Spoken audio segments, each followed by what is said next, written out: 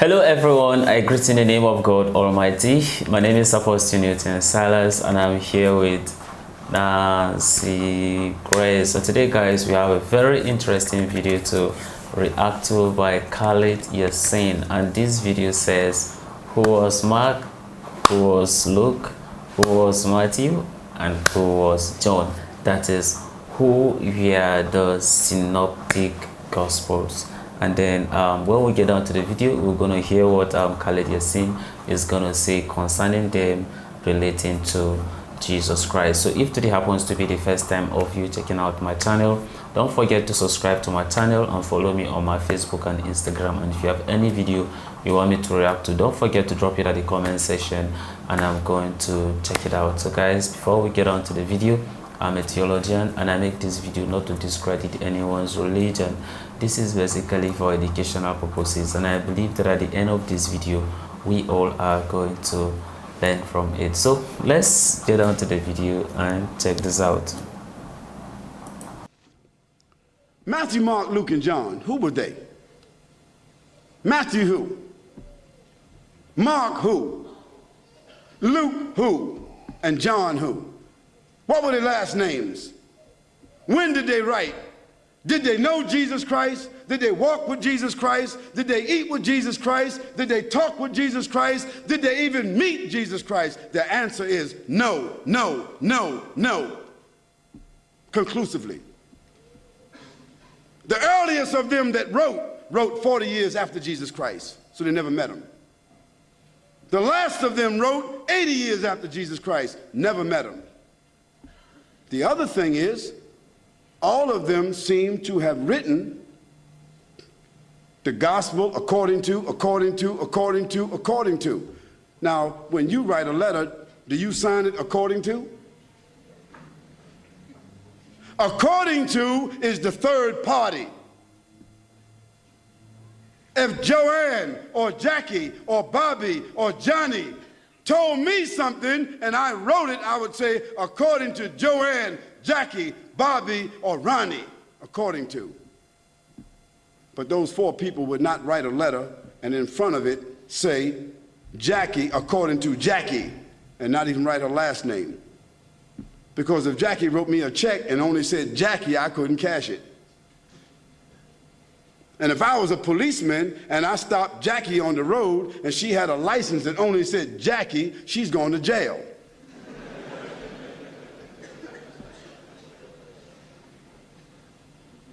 Where in the world is a document with only one name of four different writers that did not meet the one whom they're writing about?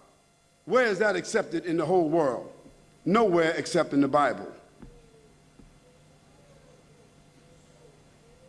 And the church fathers and the church writers and the Christian historians, they all agree that perhaps those four writers themselves were only pen names. Because a writer would not write his first name according to. And there's a great amount of suspicion that the man called Paul, Saul of Tarsus, that because he wrote all the books from Acts all the way to the end of the New Testament, how many books is that? How many? 16, 15, 17, 19? All the books of Acts on, Colossians, Ephesians, Corinthians, Romans, Galatians, all of those books are written by whom? Paul, Saul of Tarsus, another man who never walked, who never talked, who never met, who never ate, who never prayed, who never knew Jesus Christ. Isn't that something? Now here we find four writers and another one between them that wrote all the New Testament books that never talked, never walked, never ate, never prayed, never met the man called Jesus Christ. Yet in their words, the first mentioning of the Trinity came from where? From Jesus or from them? The first mentioning of Jesus being divine, a man God, came from whom? From them. The first mentioning that Jesus is the Son of God came from whom? from them. Jesus never said in his own words any such words, but it was the men who never met him, who claimed to have written, who didn't know their last names. And Paul, by the way, before he had that vision on the road to Damascus that only he saw and only he heard, guess what his occupation was? Do you know? He was a bounty hunter, a hunter of Christians, hunting them down like animals, binding them and bringing them to where? To Rome, so that they could be executed. Now, if Hitler, after killing thousands of Jews, said that on the road to Berlin, he had a vision that he was named an apostle to the Jews, and he wrote 20 books that all the Jews are supposed to follow, do you think they would be following that book? I don't understand how people just don't read history. This is not what Khalid said, so don't get angry with me. This is your own scripture, your own Bible scholars, their own church fathers. All of them agree that Paul never met Jesus, that Matthew, Mark, Luke, and John never met Jesus. By the way, they were not disciples, nor were they walkers and talkers of the disciples. They were just writers and historians. That's a very interesting video by Khalid Yasin concerning the synoptic gospels. That's the Matthew, Mark, Luke, and John. Of course, they were historians and writers, of course, that wrote the New Testament, the first 4 books of the New Testament, giving account of Jesus Christ. Of course, Khalid Yasin is saying that, of course, they did not meet Jesus Christ, which is true, and so by so doing, it means that everything that they wrote is not true, because they did not meet Jesus Christ and because they do not have a second name. So let's hear from you, Nancy Grace, concerning Khalid Yasin discrediting Matthew, Mark, Luke, and John. Yeah, very interesting video. Yeah. And he have said his own opinion. Yeah. And my opinion to this video is God can use anyone and can inspire anyone to write. And I believe that it's very, very possible for God to use them to write about our Lord Jesus Christ. And it's very, very impossible for God to inspire, revealed, and for God to use anyone as an instrument. God can reveal something, is God. So once I believe that there is nothing God cannot do, He's the one who can inspire a prophet. He's the one that can inspire someone to write about something that has happened or something that will soon happen. So let's just believe that yes, God can do it. I believe through this video, I believe that it's very, very possible for God to reveal something that has happened for us. Well, that's a very interesting video looking at the account of Jesus Christ while he was here on this very earth. Well, Khalid Yasin is challenging the existence of Matthew, Mark, and Luke.